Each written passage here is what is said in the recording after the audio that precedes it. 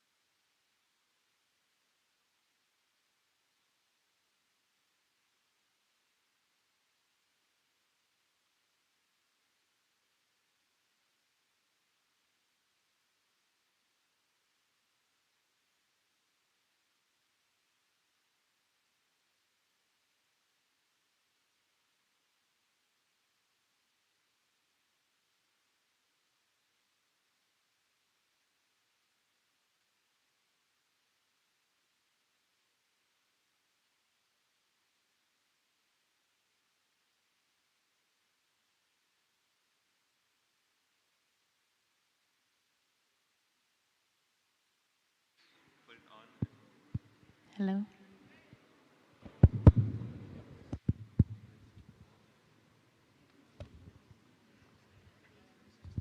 Hello, everyone.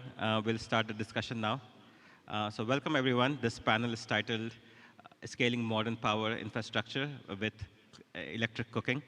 And as we talk about, I think the majority of the attention of this forum is about transitioning to renewables and also how to urgently solve the climate crisis. And on both those angles, I think electric cooking is becoming so important. I attended the last forum in 2019, and I remember there were some discussions on electric cooking, and they were mostly around product research. It was quite early. I think there was some product prototyping being done, but in the last 3 years, we have seen electric cooking come such a long way. We have some commercial products in the market, and we'll hear a little bit about that today as well. And in different markets, not only in one market, and we have so many different types of business model which are serving electric cooking as well. So we are very impressed with how much electric cooking has come a long way forward. And the objective of our time here today is to just share some of the thinking around how we can scale electric cooking using an integrated energy planning approach, which is at the nexus of just power infrastructure and national level policy making, as well as some of the solutions which exist today, such as magnetic induction cooker and electric pressure cookers as well. Magnetic induction stove and electric pressure cooker as well. And I'll quickly introduce, we have a fantastic group of panelists here, and there's a representation from the government, from research organizations, market building organizations, and the private sector here. So first of all, we have Dr. Anna Clements from modern energy cooking services, and she leads the research work in Tanzania and Uganda on electric cooking for the organization. We have Dr. Surendra Lapkarna, who is member of the Nepal Planning Commission, and he oversees water, irrigation, and energy infrastructure for the Nepal government, and SDG 7 effort also comes under his overview as well. We have we have Irene Vanjohi. She's the principal customer relations officer at Kenya Power and Lighting Company, and the KPLC has over 8 million customers, and 90% of the electricity which they provide is through renewable resources as well. And finally, we have Ben Jeffries, who is the CEO of ATEC.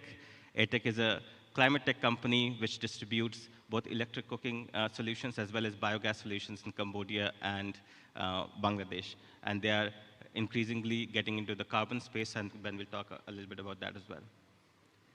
Before we start the discussion, I also wanted to get a sense of who is in the audience. So can you just raise your hand if you work in the electric cooking sector, either in the government, company, or consultant, any part of the value chain? If you can just raise your hand so that we can be a little bit aware of. All right, so that we have like roughly 20 people in the room who know about this solution as well. Also, as a consumer, just wanted to get a sense of who are the people who use electric solutions in their houses, whether it is any types of solutions, pressure cooker. Perfect, yeah, so we have good representation, good experience in the room as well in terms of people knowing about electric solutions. I want to first start off with Anna here, and Anna, working for MEX, has a very good understanding of just the landscape of the electric cooking sector in terms of the financing, in terms of just integration with or conversation around just the integrated energy planning, as well as, Anna, if you can talk a little bit about what countries are getting a lot of traction on electric cooking, and what are some of the products available in the market today? Thank you.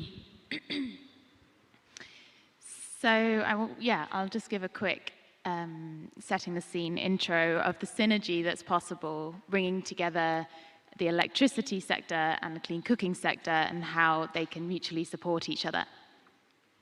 So it's said that $130 million goes into the clean cooking sector each year. But what do we need? Well, depending on what we're aiming for in terms of what we aim for in terms of clean cooking, what we count as clean cooking, and our assumptions, there are some different answers. The IEA estimates that we need 4.5 billion to 7 billion a year to get everyone to tier 2 and above by 2030. MEX and ESMAP modeling of a scenario to get everyone to tier 4 and 5 by 2030 needs 150 billion a year. And their tier 2 scenario is about 10 billion a year. So we often hear this big lament about the funding gap between what is going into clean cooking and what is needed. But by looking at it like that, we're not necessarily seeing the opportunity for leveraging investment that's already going on in the energy access sector, specifically the electricity sector. So what's going on in the electricity sector? IEA investment reports say that we have about 110 billion a year going into electricity networks in sub-Saharan Africa, India, and developing Asia.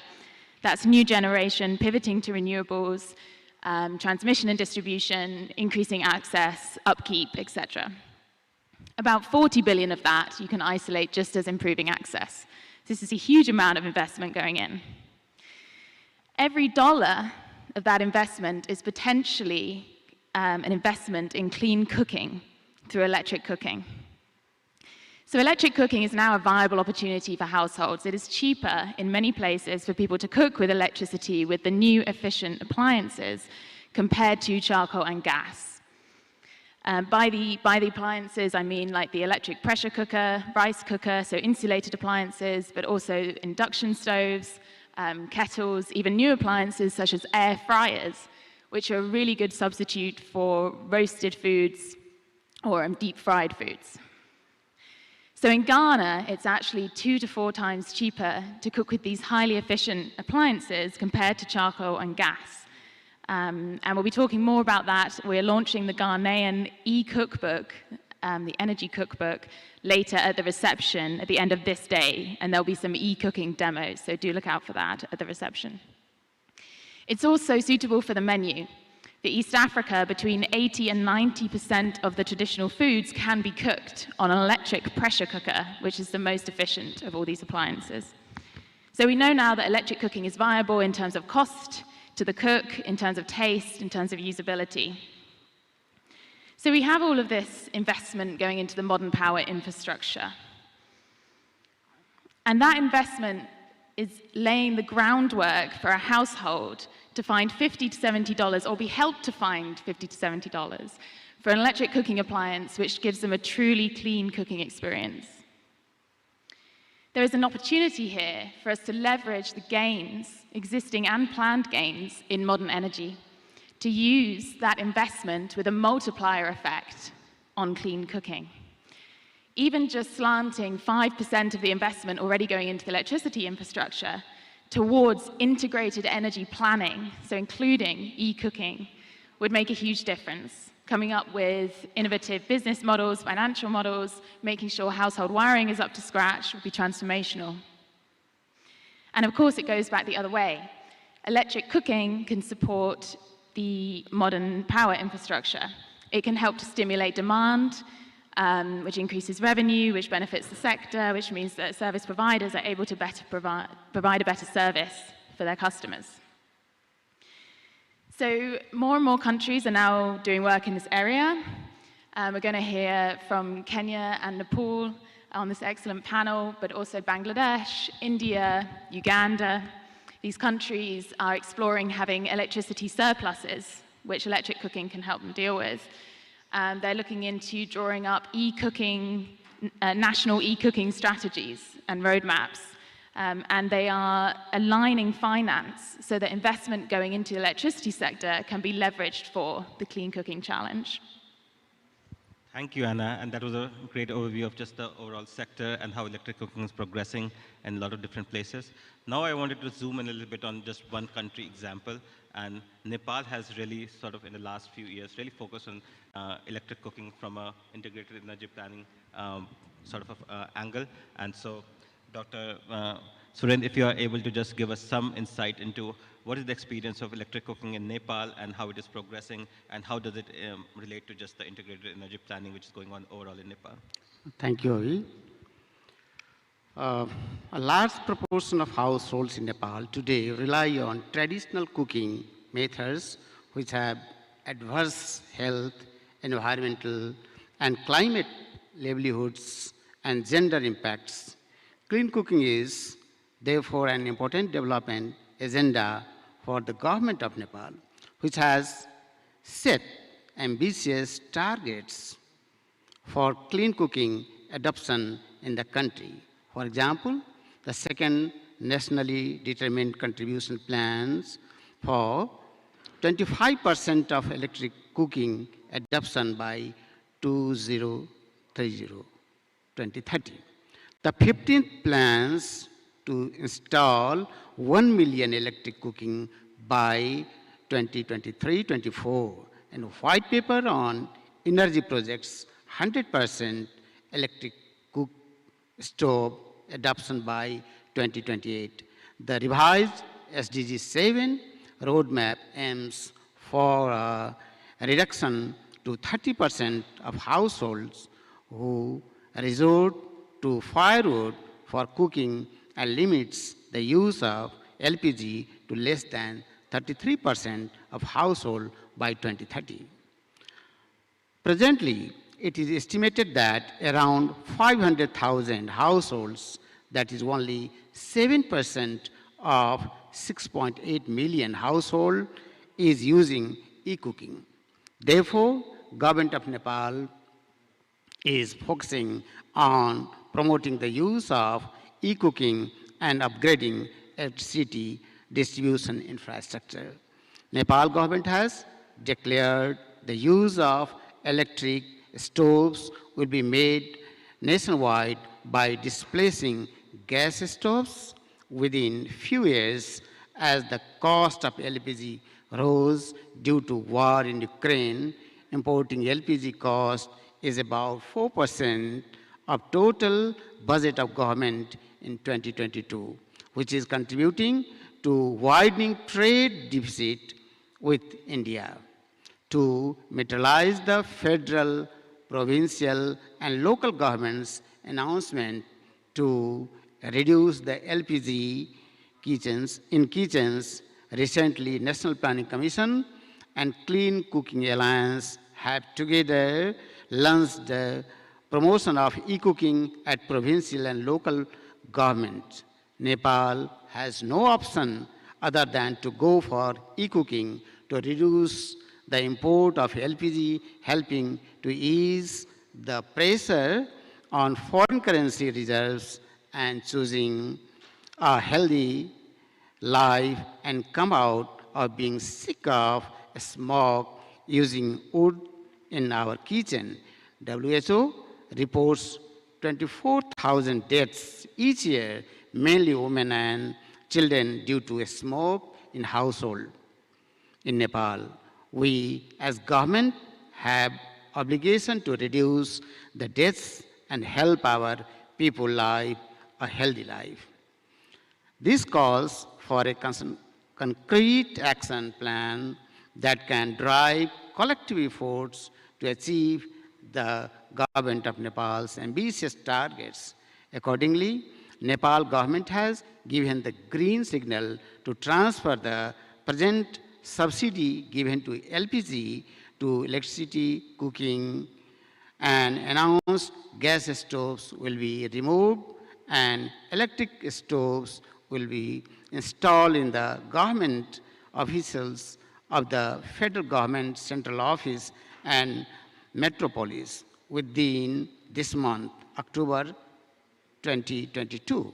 Also, government has reduced the customs duty for induction cook stoves from 15% to 1% to promote electric cooking. Despite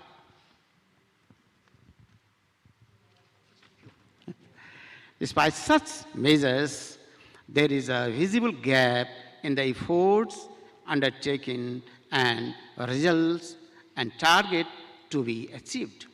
We are finalizing the country action plan for promoting clean cooking in Nepal that prioritize e-cooking with important investment such as providing electricity tariff rebates for households using electric cooking to incentivize adoption, attracting investment in e-cooking manufacturing, ensuring quality assurance of electric cooking stoves and appliances, encouraging academia and private sector involvement to carry out adaptive research on clean cooking, introducing innovative business models such as the market aggregator model for electric cook stoves to attract the private sector, developing a robust after-sales repair and maintenance service network, support micro-business opportunity from electric cooking, introducing pay-as-you-go or low-cost EMI scheme for consumers for the purchase of e-cooking technologies, providing zero interest capital to financial institutions, cooperatives, and self-help groups to enable citizens to access funds for purchasing, as well as entrepreneurs to invest in promoting e-cooking, etc. Thank you. Thank you. That was a great overview of just what's happening in Nepal, and that's really helpful just in context. I know that a lot of players in our room also are interested in the Nepal market right now and how to sort of enter the Nepal market with their products as well. So that's a great overview. I wanted to move to Irene, and Irene, I know that you are working with Kenya Power and really looking into integrating electric cooking into your business model. So in terms of just how do you see, how does a utility like Kenya Power see the opportunity for electric cooking and the integration, and what does it mean for a business model and economics for a big utility like Kenya Power? Thank you. In Kenya, we've seen a lot of acceleration in the last few years, where we've accelerated connectivity. We had about 35% connected, but now we are almost at 89, almost at 90 connectivity. So the opportunity here for e-cooking is big, because the people who've been connected in the last about 6-7 years are only using electricity for lighting and mostly for charging their phones. Some are maybe just for TV. So there is a huge potential, because it's very sad that our customers are not enjoying this new thing that they've got, the new energy that they've got. And so for Kenya Power, it's a huge opportunity for us, for people to start enjoying power, because we all know that it's cheaper to cook with electricity, it's healthier than to cook with charcoal or to cook with other biomass fuels. So the opportunity is there, and what we are doing is we've started educating customers.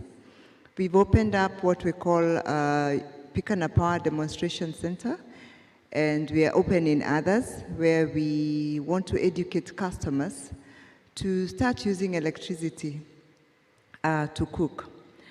It's also an opportunity for us, because these customers, if they're only using electricity for only charging their phones and maybe just light, then it is not healthy for Kenya Power, because that means that customer is not a valuable customer to us. That is, I'm just, it's not polite, but how do I put it? They're not, I don't know how to put it, but we need that customer to use a little bit more power so that we are able to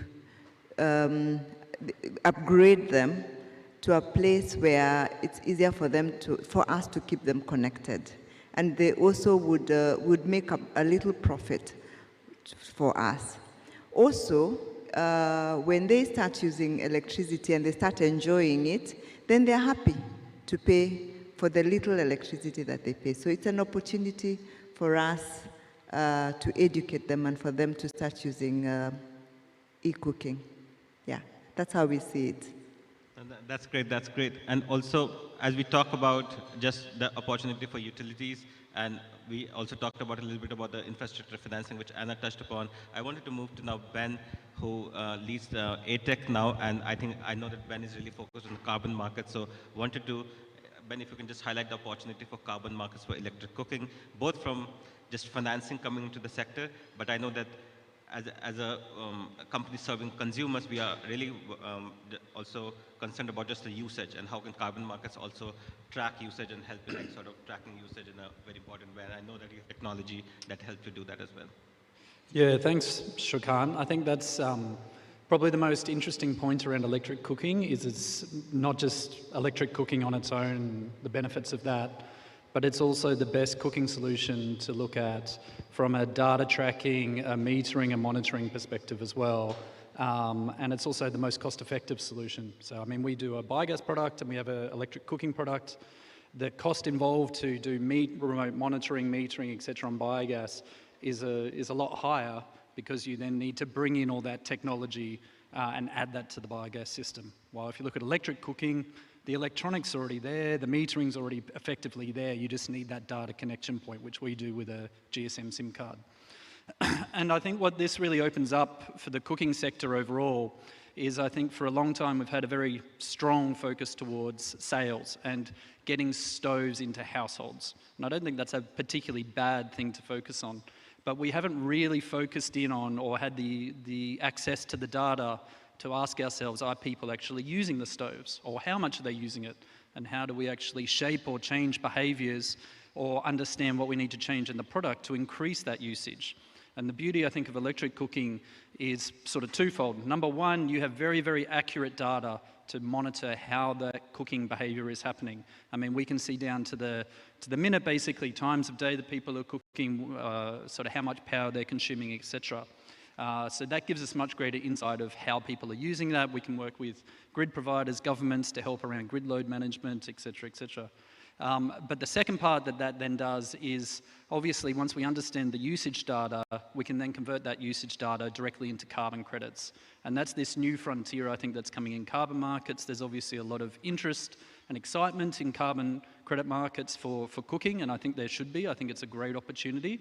But if you look at the infrastructure or the way that we've traditionally done carbon credits up to now, and you look at the amount of money that's now coming in and the scale that's wanting to be seen, we need to start upgrading the way that we generate and verify these credits. And I think electric cooking is at the forefront of being able to do that, because we can actually do credits in a way that are highly verifiable. It's all based off usage data. There's no question of whether these credits happened or not.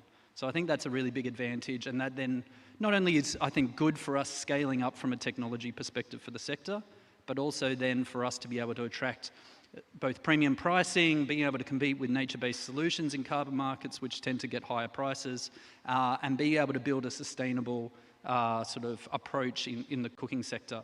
And I think just one last point on that usage side as well is I think it also really opens up an opportunity for the cooking sector through electric cooking to look at, okay, well, rather than just figuring out how we can use the carbon credit revenues to subsidise the product or fund our business operations, how can we actually start to look to offering this carbon revenue back to customers as well?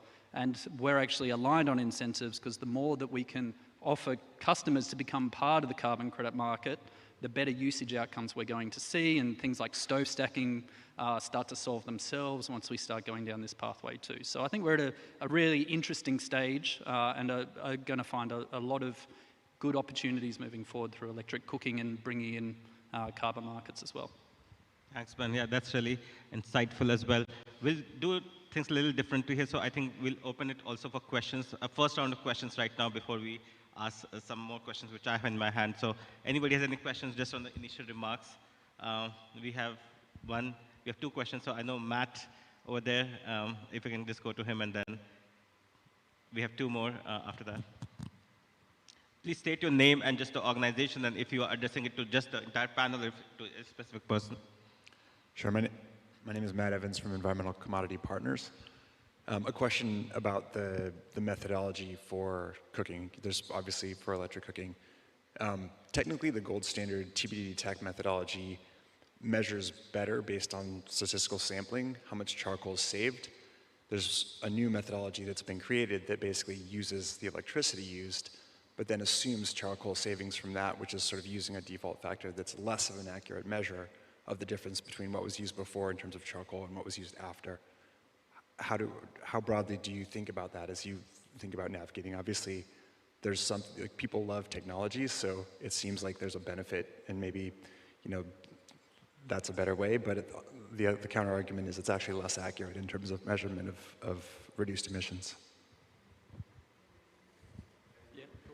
Yeah, no, thanks. That's a great question, because I think what we've now got with electric cooking is a very accurate way of calculating the emissions associated with the new technology.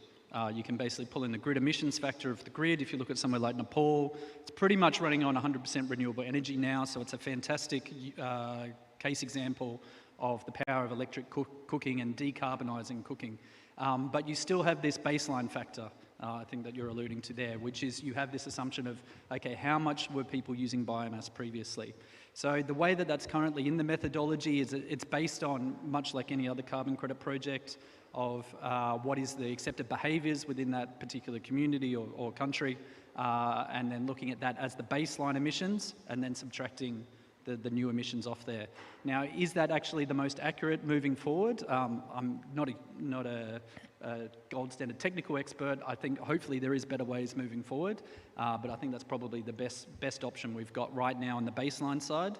But I think with electric cooking, you're removing what's called over-crediting risk, in that at least on the other side of the ledger, you're actually then just calculating very accurately at least how much usage is happening, and then using that against the baseline. You don't have potential ambiguity on both sides of the ledger in that circumstance. Okay. My name is Peter Balancer. I work with Express Gas. So, no doubt, electric cooking is the cleanest form of cooking, but have you guys considered the problems in Africa, such as unreliable supply of electricity? In some countries, the availability of electricity is about 50%. And then there's also the issue of overloaded transformers resulting in low voltage in homes. So using electricity to cook becomes a problematic. So yes, it is good to go but with electric cooking, but let's also consider the difficulties we face in Africa, such as unreliable power supply and low voltage. And second, and thirdly, too, we also have the issue of substandard electrical cables and sockets and all those things, sometimes resulting in households getting bent. So to be able to get this working, we need to look at all these three factors to ensure that electric cooking is able to come true. Irene, do you want to add this? And Anna, you can also add to it. Irene, you go ahead, please. And you go ahead, please. And then Anna, if you can add to anything from your research perspective as well. Okay, thank you. Yes, I can say we've looked at that. In Kenya, one of the things that we're looking at is reliability. We are checking the transformers that are overloaded. If we find out a place is overloaded, we try and split the transformers so that we can have 2 transformers that feed that area. The other thing is that with the last mile customers, more often than not, we were maximizing 1 transformer, whereby within 600 meters, those customers are the customers that we give power, then another 600 meters. So for those ones, we can't say that they get low voltage. For the one thing that we're really looking at right now is stability of power. And most people will tell you that it's not that we have improved. The one thing that we know is that we've improved. A lot of people will complain that, yes, I can't cook with power because it might go off. But if you ask most Kenyans, when is the last time you had a blackout? Most of them cannot remember. Because it's just a perception for Kenya now. They can't remember. But because of the perception that it's a bad thing to cook with power or to have power, or Kenya Power is unreliable, you don't trust it. So we always tell people, just like you have gas, when you're cooking with gas, you must have another cylinder, because if it goes off, if this one gets finished, you need another one. It's good to have a backup. So if you have a blackout, have the backup, something else to cook with, but not charcoal. Go clean.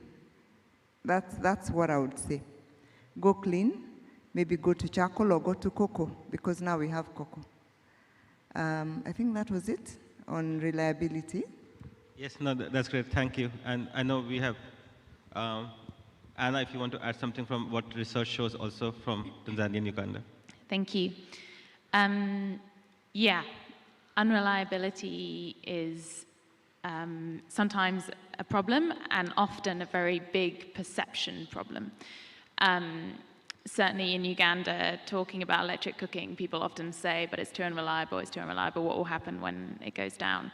But actually it is improving year on year, and many people cook on electricity with no problems, or if they do have a problem, as Irene said, they pick up the food, put it into something else, and keep cooking on LPG. And I know many people around Dar es Salaam in Tanzania are happily using electric pressure cookers like that, pivoting to gas if they need to, and it happens much more rarely than you actually think. I think it's really important that we continue to see products designed and made in Africa, because then they're much more likely to be suited to the particular voltage conditions there. So hoping to continue to see that and see more of it.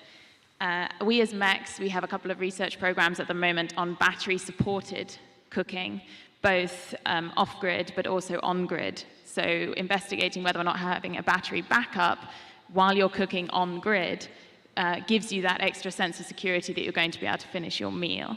That's ongoing at the moment. Yeah. Thanks. Ben, I know that from a product development perspective also, is there any insight in terms of how do you take care of like under-level grid, if anything can be done on in the product development process, if it can be maybe changed to just take care of some of the under-level or low voltage grids as well? Yeah, look, I think there's 2 points there. Number one, it's always interesting. I mean, we're based majority in Asia, but it's always interesting when we come to Africa. We were having this same conversation, particularly in Southeast Asia 5 years ago. What about grid reliability? What about grid reliability? And then just now we're not, because the grid's just become reliable. And so I think Africa's probably, it is heading in the same direction. I hope in 5 years we don't have this grid reliability discussion. Not to put you on the spot there, Irene, but hopefully that's the way where it goes, because it is a problem for a period of time until it's not. And I think that's where it's going to happen. From a technological perspective, and I'm sure every single person in this entire room is the same, we all have multiple cooking solutions in our household. I have 6. Who was I speaking to yesterday? Had 11 cooking solutions. I was blown away. They had 11 different cooking.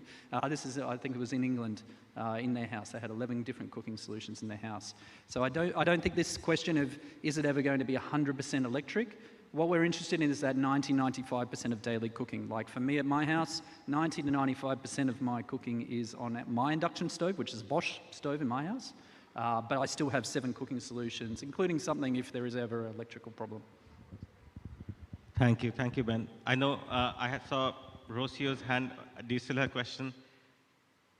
Can we have the mic over there? Yeah, and after that, please, if you can go ahead after that.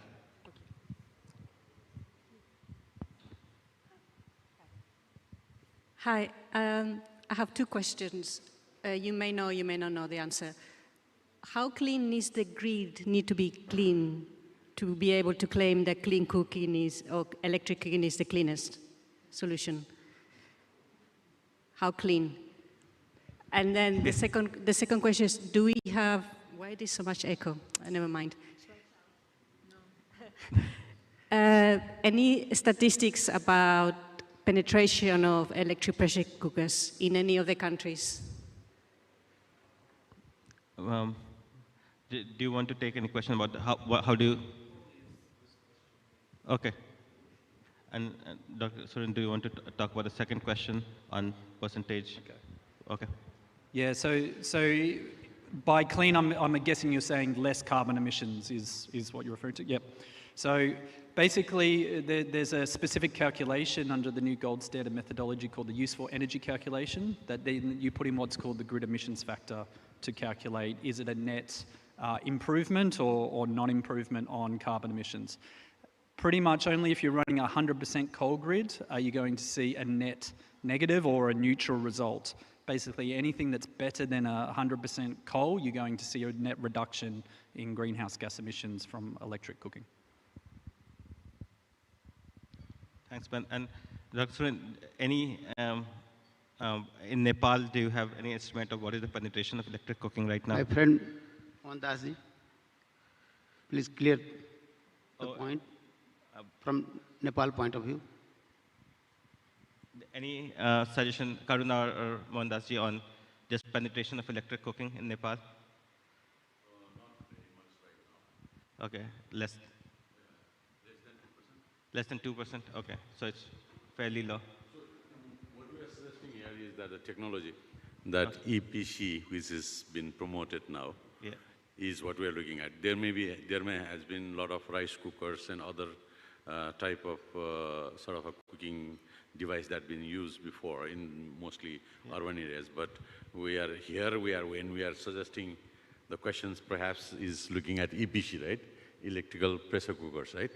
That's just what probably. All sorts of electric cooking solution through the grid. Yeah. Right. So it depends on which type of sort of a technology that we are saying that would change the percentage-wise. But still, is very less than 5% is what we think right now. And that is something which I think some of the research also shows where we work is that it's quite less. And please go ahead with the gentleman. Yeah. Hi, my name is Jasmeet and I'm representing Fair Climate Fund. So we work on the cook stoves and the carbon markets, and looking at the electric cooking, it's very important to understand like what is the benchmark, what you are replacing. And when I hear the problem of quality of power and availability of power, I perceive that you are looking forward for more urban populations, which might not be using fuel woods in their baseline scenario. So in that way, the carbon case is becoming less attractive, that if we are focusing electric cooking is more urban product, if it is carbon driven, or going to the actually rural areas. So what is your perspective that electric cooking as of now in a near short term is a solution for urban areas, not for the rural, if it is driven by carbon markets? Is this statement is right to understand, or? Anybody who wants to take this question on? Okay. Yeah, thank you. That's a good question as well. I think it's a tale of two continents, and I think I'm learning this a lot as well, is there's what's happening in Asia and what's happening in Africa. So if you look in Africa, the urban biomass cookers, and I'm much less familiar with Africa, so please correct me if I get this wrong, but there's a lot more charcoal use in urban areas in Africa. So I think in Africa, particularly urban, peri-urban, there's quite a lot of potential around carbon credits in urban, peri-urban areas in multiple markets in Africa. Asia, different story. In Asia, you've got more high use of LPG or other gas-type solutions in urban areas. But what you've got in Asia is you've got a very high level of grid penetration into rural areas now. So our focus in Asia is predominantly on wood users in rural areas who have recently received the grid. In Africa, we're seeing more urban, peri-urban, where they have the grids but are still using charcoal. So it's a bit different across both markets. Yeah, I think just Asian continent like Nepal or India, as suggested. I think this is Mr. Manoj, also policy analysis from the Nepal government, also working very closely with Dr. Karna. Mr. Mohandas, please go ahead. Just my view is that you are right, the penetration in India or Bangladesh or Nepal is quite huge in terms of electricity, but most of the penetration just goes into first tier uses, that is basically using the bulb. So that's more on a rural setting or upcoming towns. And they do use a lot of fuel, woods for fuel. So if you are targeting that, and definitely the issue initially suggested that there are two issues that needs to be looked at in terms of electricity infrastructure. One is that the structure system is weak in terms of transformers, substations and other wires and etc. That's something that needs to be upgraded. It has a higher cost in terms of how you provide electricity. So that's one. I think that if that happens, then quicker in terms of climate credit will be much more higher if we are in sort of penetrating electrical cooking. The second one is more towards household wiring system itself. It's weak. So if they promote that, then it will be useful. So there is a sort of a complex challenges to look at. Thank you. We have one more question from the gentleman over there.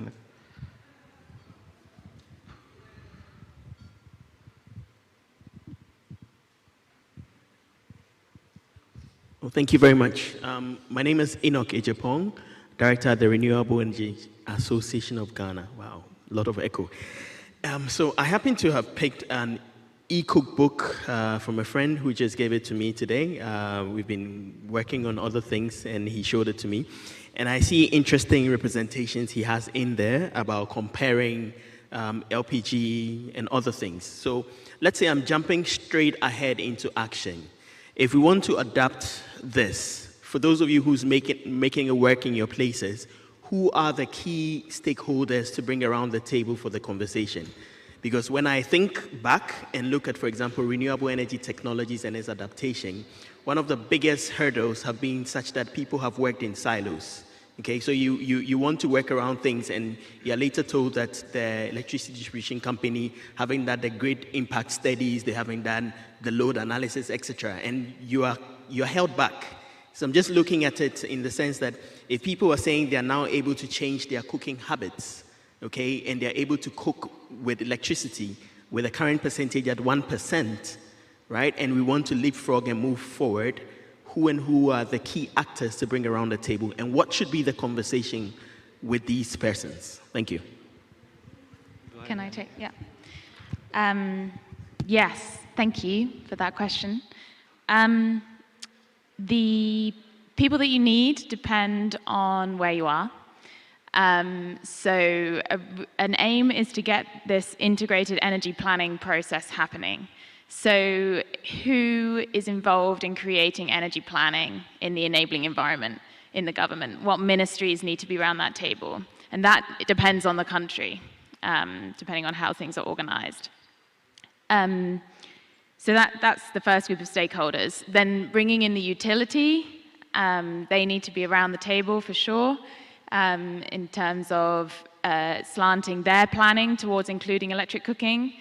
And then the other ones are the supply chains. Who are the actors in the supply chains? Who is already bringing in electric appliances, specifically electric cooking appliances, who could be engaged with to then start to bring in these highly efficient appliances which enable this transformation to happen. And then the final group, or many groups of people that need to be addressed, are who are the people who will start to change minds? How do we combat this lack of awareness about how electric cooking is actually affordable and viable and easy to do? Again, that's a combination of people. We have, in various different countries, champions on social media who put up recipes on electric pressure cookers, make a lot of noise around it. Video segments, Shamba Shape Up in Kenya doing video segments on e-cooking, so bringing in the media. I guess the answer is who you need. It's kind of everyone at different times, at different points, and working on slightly different things. But yeah, really important to have an integrated energy strategy, whether or not that comes about as an e-cooking strategy or a clean cooking strategy or some kind of roadmap. Then engaging the supply chain sector, explaining the opportunity that's about to occur, and then moving into the awareness raising space. That's an interesting question. I wanted to also have Ben the opportunity to answer that from a venture perspective or from a company perspective. What kind of partnerships do you think are really important if you are entering or just trying to supply in a new country any electric solution product? And I know that you are trying to do it in a few countries, so what are some of the partnerships which are very important at the early stage? Yeah, that's not always an easy question, but I think it's, I think Anna summed it up pretty well. So I think really the only other factor that we need to start considering in now, inclusive of what was just discussed, was then if we're pursuing a carbon opportunity as well, is then who is that carbon buyer? And then how can we structure that in the best way possible that then actually maximizes the uptake and not just uptake, but then usage of the technology into the future. And I think this is probably both the great opportunity and the great challenge where we're at the sector. Is for us, we need to be very cognizant that carbon credit buyers, they're commercial buyers buying a product over an extended period of time. And our job as the sector is to make sure that we're putting in a product that is used over an extended period of time. And I think if we don't do this well moving forward, we're going to run the risk of killing the goose that laid the golden egg, or whatever the metaphor is. Because if we're not actually ensuring that the technology is being used, potentially we're going to have issues of actually not being able, turning buyers away from the cook stove sector. And in recent meetings I've had, this is already being started to flag by potential buyers that, would we touch cook stove credits in the more traditional way? I think really electric cooking has that advantage of being able to take it down this data verified way that removes a lot of that concern and risk for the sector as well. We'll just take 2 more questions and then we'll give the opportunity to the panel to give some final remarks as well. Yeah, please go ahead. My name is Pantaleon with Up Energy. My question is both for CC and Irene.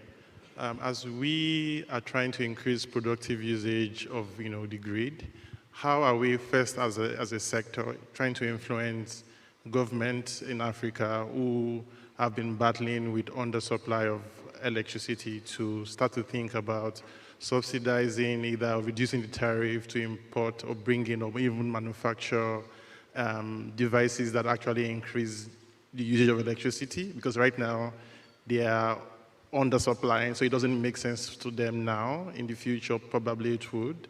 And also for entities like Kenya Power, how are you within the government structure influencing either the Ministry of Internal Revenue on tax, to also think about taxation for companies who are trying to either develop products or services that increases productive usage for the grid, and what the P&L would look like, either what they lose in tax revenue are they able to make in electricity usage revenue, sort of kind of relationship. Thank you. Thanks, and I'll quickly answer the CCA perspective and any sort of market builder perspective. Obviously, we work at all the levels of the value chain, and I think that's really important as you try to build the electric cooking market. For example, now we work with everybody here as well in terms of just the electric cooking. Nepal is, we are working at a national level at Nepal to influence the electric cooking policy in Nepal. We are also working with other market building organizations such as MEX, and we work at the venture level also with Ben. And we can talk a little bit more about CCA's work in electric cooking also as going forward. I wanted to give Irene some opportunity to talk from KPLC's perspective on how you are thinking about this question. Unfortunately, I'm not sure I caught the question. Okay, so I think the question I think is the echo. I'm not sure I understood what he was asking. Can you repeat the question for KPLC, please? Within government institutions, how are entities like Kenya Power able to influence, within still the same government, other bodies who would benefit from tax revenue from companies who are trying to increase productive usage, such that they either reduce the tax or expectation from those companies, allowing them to expand more, to then provide more product at cheaper price, allowing for more productive usage. And if we have visibility on the P&L of that entire transaction, what we lose here on tax revenue, do we make more than enough on electric usage revenue? Yeah. Okay. I think you're asking about tax reduction. So far, we're working with partners. The partners are working with, what we have done is that we've tried to approach the government so that we can see if we can have taxes reduced on the energy efficient appliances that are coming into the country. But we haven't gotten there yet. We are still working together with them and trying to talk so that we can get to a place where we can have that. So far what we're doing is just educating the customers on what is available, on the appliances that are available, and of course working with the government so that we can have the strategy come up. So we've not reached that stage where we can get to the tax level. Let me put it that way. First, we're just educating the customer what is in the market. This is what is in the market, because a lot of times they don't even know what is in the market. And then from there, we're trying to see, can we link them to financiers so that they are able to buy those appliances maybe twice, in 2 installments, in 3 installments. So those are the things that the gaps that we are taking, because the costs are high. For now, no tax reductions. I don't know if I've answered you. If I haven't, I'm available outside. We can talk, because I'm not sure I understood your question. Yeah, everyone the opportunity to, everybody will be available after this room as well. This will be used for something else, but all of us will be outside, so you can address more questions. I think we started the conversation with how so much has changed in the electric cooking market in the last 3 years since the last conference. And we talked about a lot of things that are happening in the current market right now, but I wanted to end with what are our panelists' view on what's happening in the future. So the question for everyone here is what new important new trend will be talking about at the next year's conference or in 2024 maybe. So if everybody, starting from Ben, Irene, Anna, and then Dr. Suren, if we can just take 2 minutes to just give us a glimpse of the future. So this is like the futurist question, yeah? Yes. We all have to become mini futurists. Okay.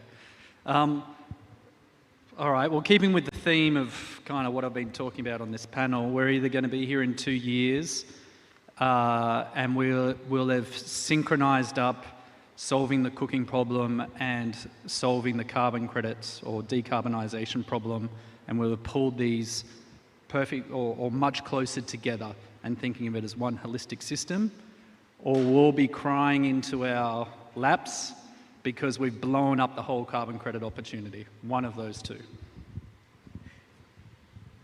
I hope we won't be crying. For us in the future, we hope to have educated at least the bulk of the Kenyans, almost 100% of the Kenyans, about the clean cooking.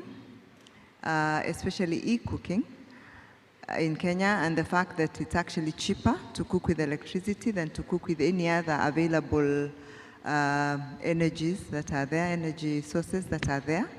And we hope that people will have changed behaviors and actually gotten to board, come on board, and that those customers that are just using electricity just for their phones and lighting will at least be having other appliances in the homes than just what they're having. That is what we're hoping in by 20. Actually, we have a goal by 2028. We want to be 100% clean cooking. So I hope not to be crying also. I think we'll nail the carbon thing. I would hope to be talking about many more countries pursuing an integrated approach to cooking and electrification, many more countries leveraging money that's already going in to the electricity sector and is planned to keep going in to the electricity sector, slanting that and being cognitive of the e-cooking opportunity and doing that in hand, so it's not kind of an afterthought, so it's planned in. So I think there'll be many more countries on the list that are doing that.